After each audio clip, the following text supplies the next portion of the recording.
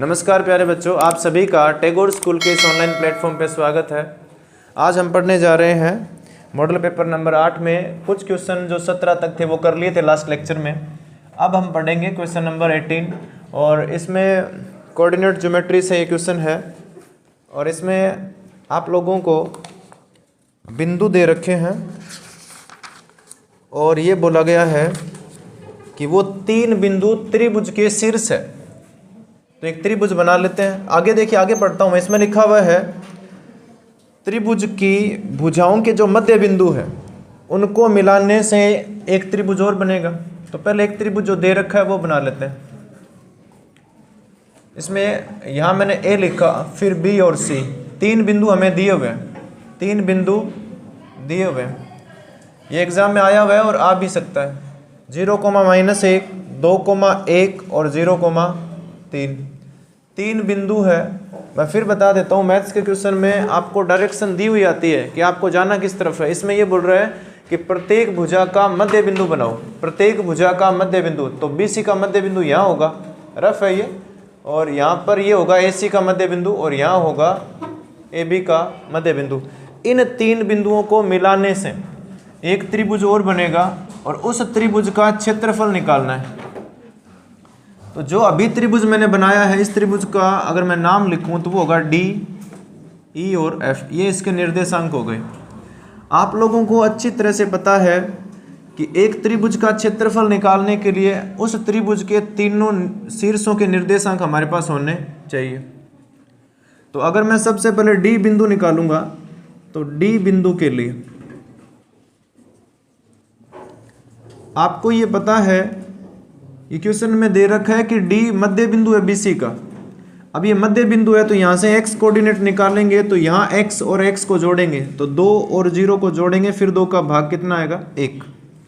y बराबर y और y को जोड़ेंगे तो 1 + 3/2 तो कितना आएगा 2। तो ये D बिंदु आ गया हमारे पास 1,2। इसे यहाँ भी लिख दो 1,2। इसी प्रकार अब मैं लिखूंगा बिंदु E के लिए। बिंदु E के लिए ये क्यों निकाल रहे हैं? क्योंकि त्रिभुज DEF का क्षेत्रफल निकालना है और अगर त्रिभुज का क्षेत्रफल निकालना है तो उस त्रिभुज के 3 बिंदुओं के शीर्ष होने चाहिए, हमारे पास निर्देशांक होना चाहिए। E बिंदु निकाल रहे हैं हम, तो यहाँ पर x का मान कितना है 2। ध्यान से देख लो कौन से 2 x को हम जोड़ते हैं। तो ये E कौन से 2 बिंदुओं के बीच में, A और B के, तो इन्हीं के x कोऑर्डिनेट जोड़ेंगे हम। तो 2 के साथ ऊपर देखो 0 है तो यहाँ से x का मान आ जाएगा 1 और y निकालेंगे तो इसमें देखिए 1 है और ऊपर -1 है तो 1 - 1/2 तो ये 0 आएगा। E बिंदु का जो निर्देशांक है वो आएगा 1,0। अब इसी प्रकार हमें जो F पॉइंट है उसके भी निकालने होंगे। तो F के लिए x कोऑर्डिनेट निकालेंगे तो यहाँ पर 0 है और यहाँ पर x का मान भी 0 है तो 0 + 0/2 तो कितना आएगा 0 ही आएगा। y बराबर -1 और प्लस यहाँ y का मान कितना है 3, तो 3 में से 1 घटाएंगे तो 2 आएगा, 2 में 2 का भाग करने पर 1। तो F निर्देशांक कितना आ गया? ये आ गया 0,1।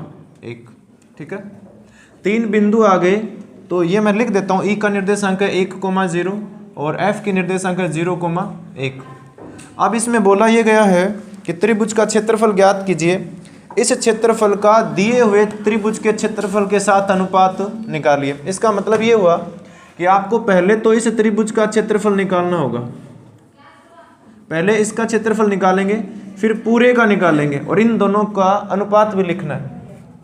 तो त्रिभुज DEF का क्षेत्रफल, तो त्रिभुज का क्षेत्रफल का फॉर्मूला आना चाहिए आपको। फॉर्मूला होता है x1 × y2 - y3 plus x2 × y3 - y1 और प्लस x3 × y1 -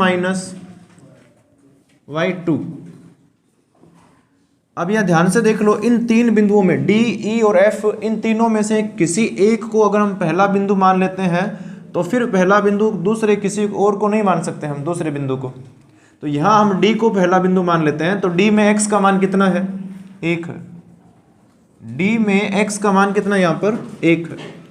अब इसे E को दूसरा बिंदु मानेंगे तो यहाँ हमें जरूरत है y2 की, तो y2 का मान कितना है 0, y2 0 है, माइनस y3 कितना है, y3 का मान है 1। मैं फिर बता देता हूँ, यहाँ हमारे पास 6 पॉइंट है, 6 बिंदु है, लेकिन आपको यहाँ केवल 3 बिंदुओं के बारे में लिखना है, तो ध्यान से देख लेना, गलती से कोई दूसरा बिंदु मत देख लिया करो। y3 इसका मतलब है तीसरे बिंदु में y का मान कितना है 1। x2 का मतलब है दूसरे बिंदु में x निर्देशांक 1 है हमारे पास। y3 तो y3 कितना है 1, माइनस y1 कितना है, पहले बिंदु में y का मान कितना है 2, प्लस x3 तो तीसरे बिंदु में x का मान कितना है 0, y1 कितना है, यहाँ पर y1 कितना है हमारे पास 2, और माइनस y2 कितना है 0। इसे हल करेंगे तो 1/2, ध्यान से देखो, ये -1 को 1 से गुणा करने पर -1 आएगा, ये 1 में से 2 घटाएंगे -1 ही आएगा, और वो 0 हो गया। -1 और -1 -2/2, तो ये कितनी बार कटेगा, एक बार, -1 आएगा, लेकिन मैं लिखूंगा 1 वर्ग इकाई, 1 वर्ग इकाई। अब ये माइनस में था, मैंने प्लस में क्यों लिखा है, क्योंकि ये क्षेत्रफल है, त्रिभुज DEF का क्षेत्रफल।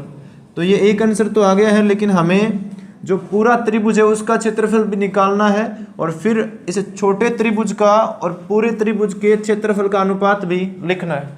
तो अब मैं इसे हटा देता हूं, और जो त्रिभुज ABC है उसका क्षेत्रफल निकालेंगे हम।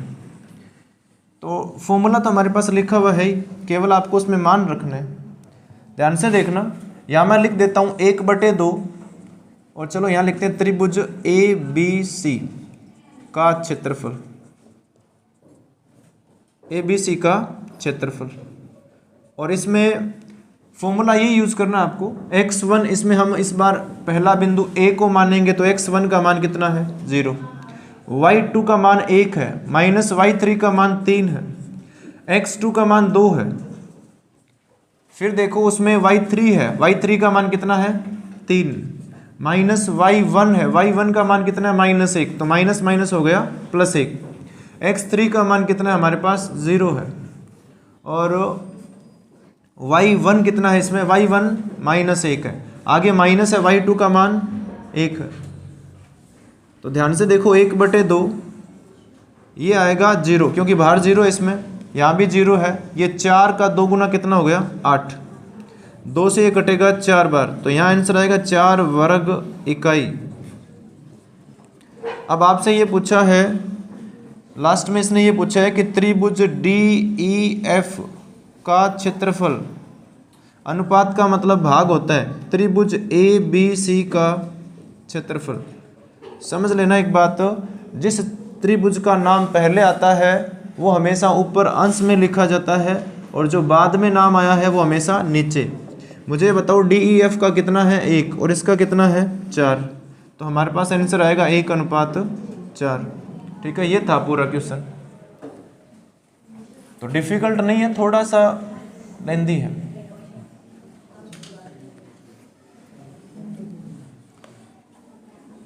तो इसी के अथवा में एक क्वेश्चन और है, वो देखो।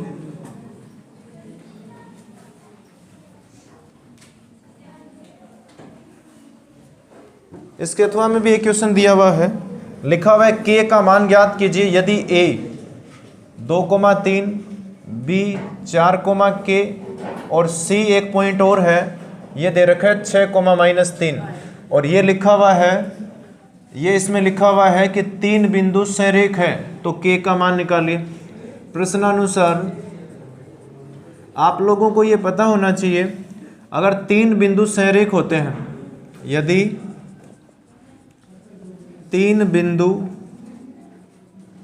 संरेख है, अगर 3 बिंदु संरेख है तो त्रिभुज बनेगा ही नहीं, पर अगर हम बोल दें कि त्रिभुज, तो फिर त्रिभुज का क्षेत्रफल कितना होगा 0, तो त्रिभुज का क्षेत्रफल कितना होगा 0। यहाँ आपको फॉर्मूला लिखना है, लेकिन वहाँ फॉर्मूला लिखा हुआ पड़ा है, तो इसलिए मैं नहीं लिखूंगा। अब इन 3 बिंदुओं के लिए आपको यहाँ से सारे मान उठाकर आपको इसमें रखने हैं, तो यहाँ मैं सीधा लिखूंगा 1/2। फॉर्मूले के अंदर देखो x1 है, x1 कितना है यहाँ पर 2 है, फिर y2 है तो y2 कितना है हमारे पास, k है, माइनस y3 है, y3 का मान कितना है -3, तो माइनस माइनस क्या हो गया प्लस। आप लोगों ने एक चीज़ देखी है, कोई भी टीचर पढ़ाए भले ही, बोर्ड पर गलतियां बहुत ही कम क्यों होती है, उसका रीज़न है कि कोई भी पढ़ाओ भले वो एकदम ध्यान से करते हैं तब गलतियां नहीं होती है। और आप लोग एग्ज़ाम में गलतियां क्यों करते हो, क्योंकि आप इन चीज़ों का ध्यान बहुत जल्दी जल्दी करते हो आप। अब ध्यान से देखो, प्लस आ रहा है आगे तो मैं प्लस लिखूंगा। x2 का मान कितना है 4, और y3 कितना है -3, फिर माइनस y1 कितना है हमारे पास 3 है, प्लस x3 है, x3 का मान हमारे पास कितना है 6, y1 का मान कितना है, y1 का मान हमारे पास है 3 माइनस, और y2 का कितना है k, और बराबर तो 0 चल ही रहा है। ये 2 यहाँ भाग में है तो वहाँ जाएगा गुणा में, तो 0 को 2 से गुणा करने पर 0 ही आएगा। 2 को अंदर गुणा करेंगे तो 2k, और 2 को 3 से गुणा करने पर 6। ये देखिए -6 है, और -6 को 4 से गुणा करेंगे तो -24 आएगा। 6 को अंदर गुणा करेंगे तो 6 तिया 18, और 6 को k से गुणा करेंगे तो 6k। ध्यान से देखना, ये 6 प्लस का है और ये 18 भी प्लस का है, तो 18 और 6 कितना हो गया 24। ये 24 प्लस का और ये माइनस का कैंसिल हो गया। 2 में से 6k निकालेंगे तो -4k बचेगा बराबर 0। अब आपको पता है कि मान तो हमें k का निकालना है, बराबर 0 है, ये -4 गुणा में तो चला गया भाग में, तो k बराबर कितना आएगा 0 आएगा। ठीक है, सिंपल है। संरेख आते ही अगर 3 बिंदु है और संरेख बोल रहा है और कुछ आपसे पूछ रहा है तो सिंपल आपको त्रिभुज का क्षेत्रफल वाला फॉर्मूला यूज करना है। और अगर 3 बिंदु संरेख होते हैं तो त्रिभुज का क्षेत्रफल कितना होता है 0 होता है। क्वेश्चन नंबर 19 देखिए, इसमें 2 ट्रिग्नोमेट्री के क्वेश्चन दे रखे हैं, दोनों अच्छे क्वेश्चन है। इसमें यह लिखा हुआ है 1 + tan थीटा और -sec थीटा, और इनटू में लिखा हुआ है 1 + tan थीटा और +sec थीटा, और इसका आंसर आना चाहिए 2 tan थीटा। ध्यान से देखना, इस क्वेश्चन को करने के तरीके 2 हैं हमारे पास। एक तो वही जो बेसिक तरीका सभी टीचर सिखाते हैं कि साइन और सेक जब भी आ जाए उन सबको किस में बदलते हैं हम, साइन और कोस में। दूसरा तरीका और भी है, इसमें थोड़ा सा ध्यान से देखना पड़ेगा। LHS लेने पर, अगर मैं इस क्वेश्चन का LHS लेता हूँ, LHS लेने पर ध्यान देना, एक या मैं बड़ा ब्रैकेट बनाता हूँ, और बड़ा ब्रैकेट बनाने का रीज़न है 1 + tan थीटा -sec थीटा, और इनटू में लिखा हुआ आगे 1 + tan थीटा और +sec थीटा। ध्यान से देखो, अगर मैं यहाँ 1 + tan थीटा को और इसमें भी 1 + tan थीटा को ब्रैकेट में लिख देता हूँ, तो बताइए इस पूरी समीकरण पे या इस पूरे पद पे कोई फ़र्क पड़ेगा क्या?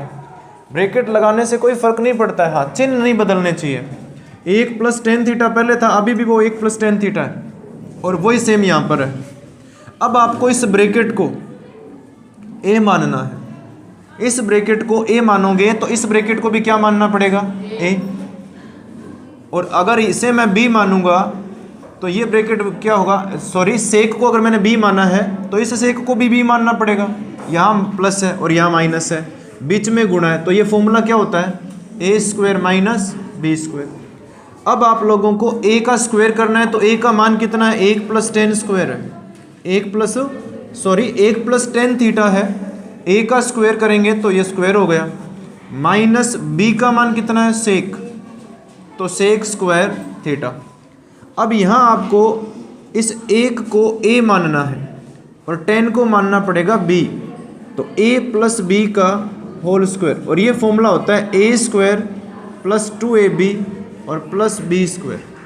ध्यान से देखना, a का मान हमारे पास 1 है तो उसका स्क्वायर 1 ही होता है, यहाँ प्लस है तो मैं प्लस लिखूंगा, फिर 2 है तो 2 लिखेंगे। a का मान 1 है तो वो लिखेंगे ही नहीं क्योंकि उससे कोई फ़र्क नहीं पड़ेगा। b का मान कितना है tan थीटा और प्लस tan² थीटा, ये हो गया b²। एक बार फिर बता देता हूँ मैं, ये a² + 2ab और ये b², आगे देखिए sec² है, sec² थीटा। ध्यान से देखो 1 + 2 tan theta, plus tan square theta. अब आप लोगों को ये एक बात पता होनी चाहिए कि हमें लेकर आना है 2 टेन थीटा, और 2 टेन थीटा इसमें नज़र आ रहा है आपको, ये देखो ये रहा 2 टेन थीटा तो आ गया। इसका मतलब ये एक भी हटाना है, टेन स्क्वायर भी हटेगा और सेक स्क्वायर भी हटेगा।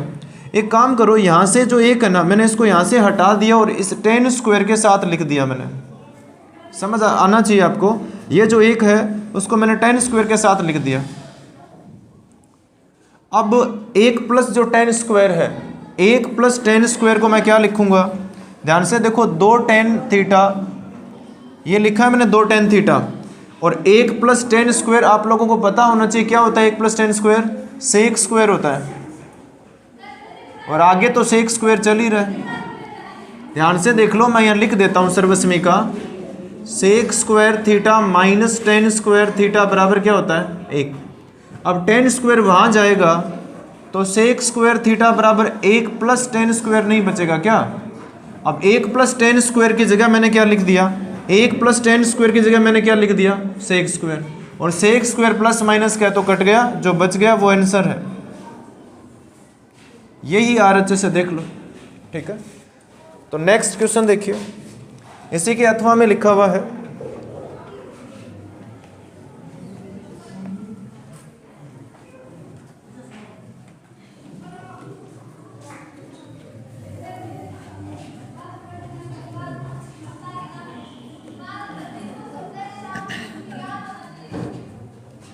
तो क्वेश्चन नंबर 19 के जो अथवा में लिखा है वो देखिए। इसमें लिखा है 1 प्लस टेन थीटा और प्लस सेक थीटा,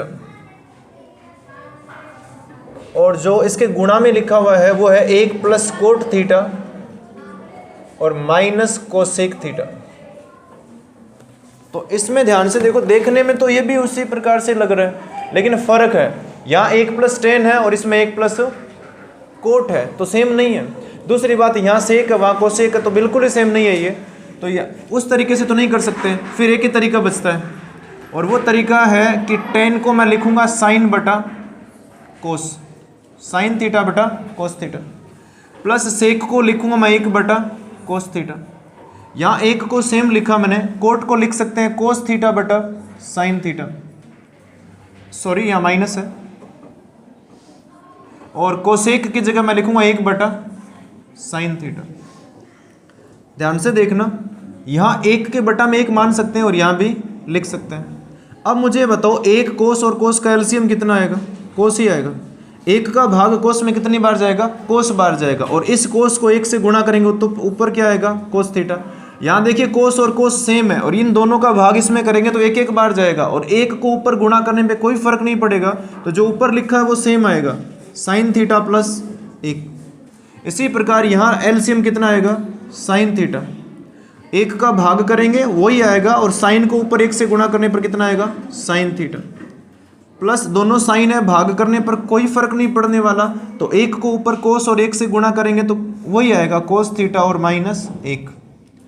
यहाँ मैं बड़े ब्रैकेट बनाता हूँ, उसका भी रीज़न आपको अभी समझ आ जाएगा, और वैसे ये समझ आना ही चाहिए, क्योंकि बड़ा ब्रैकेट अगर हम बना रहे हैं इसका मतलब अंदर छोटा बनाएंगे हम।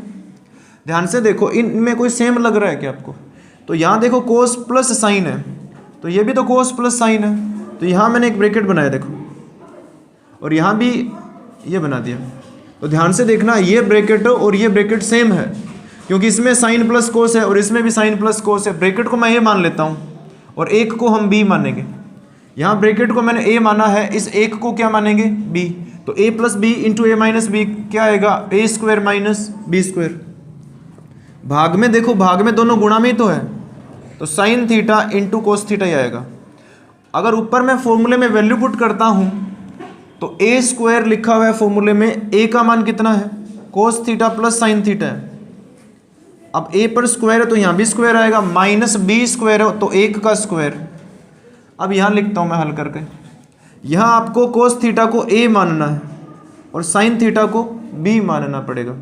ए और बी का अगर मैं स्क्वायर करता हूँ तो ये फॉर्मूला होता है ए स्क्वायर, तो यहाँ मैं वैल्यू पुट करूँगा डायरेक्ट, ये हो गया ए स्क्वायर प्लस 2, ए का मान साइन थीटा, बी का मान कोस थीटा, और ये बी स्क्वायर तो साइन स्क्वायर हो जाएगा, और आगे माइनस 1 है, और भाग में है कोस थीटा और into sine theta, cos theta into sine theta. ध्यान से देख लो एक बार, a प्लस बी है, इसका होल स्क्वायर का फॉर्मूला होता है क्या, यहाँ मैं लिख देता हूँ, इसका स्क्वायर का फॉर्मूला होता है a square plus 2ab plus B square.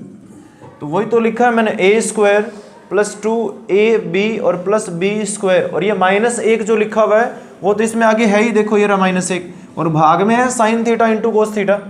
अब मुझे ये बताओ कि cos square plus sine square कितना होता है, 1 होता है। यहाँ साइन स्क्वायर और कोस स्क्वायर को जोड़ने पर 1 आएगा, यहाँ -1 है तो मैंने -1 लिख दिया, जो बच गया वो है 2 sign theta into cos theta, और भाग में हमारे पास है साइन थीटा कोस थीटा। 1 से 1 कैंसिल हो गया, प्लस माइनस है, इस वजह से साइन से साइन, कोस से कोस कट गया, तो फाइनली हमारे पास क्या बच गया, 2। ठीक है, तो ये था क्वेश्चन नंबर 19। नेक्स्ट क्वेश्चन हम करेंगे नेक्स्ट क्लास में, तब तक के लिए आप देखते रहिए RNT स्कूल सरदार से। धन्यवाद।